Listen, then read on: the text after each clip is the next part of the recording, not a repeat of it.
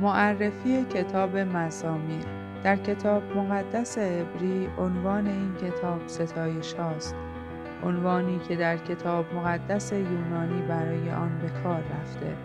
از کلمه‌ای مشتق شده است به معنی به صدا درآوردن زها. بنابراین مفهوم موسیقی در آن مستتر است. کلمه مزامیر در عربی جمع مزمار است به معنی شعری که با موسیقی خوانده می شود. این کتاب گاه زبور داوود نیز نامیده شده است، یعنی کتاب یا نوشته داوود. کتاب مزامیر را 7 نویسنده به نگارش درآوردند.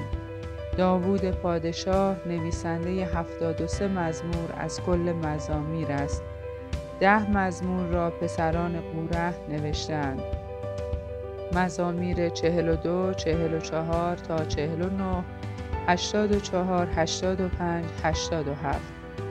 آساف نیز 12 مزمور را به نگارش درآورده. مزامیر 50، 73 تا 83.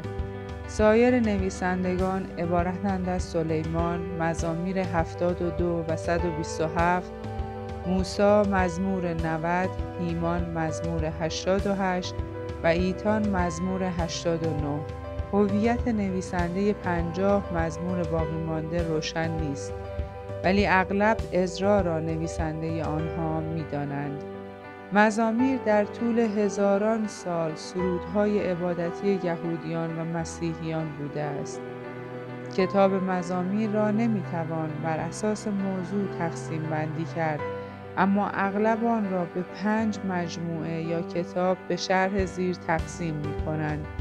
هر کتاب شامل موضوعات مختلف نظیر بیان رنج‌ها، درخواست کمک، اعلام توکل به خداوند و پیروزی در او، بخش‌هایی از تاریخ قوم اسرائیل و حمد و ستایش خداست. هر کتاب با جمله‌ای در ستایش خدا به پایان می‌رسد. تقسیم بندی کلی: کتاب اول مزامیر 1 تا 41، کتاب دوم مزامیر 42 تا 72، کتاب سوم مزامیر 73 تا 89، کتاب چهارم مزامیر 90 تا 106، کتاب پنجم مزامیر 107 تا 150.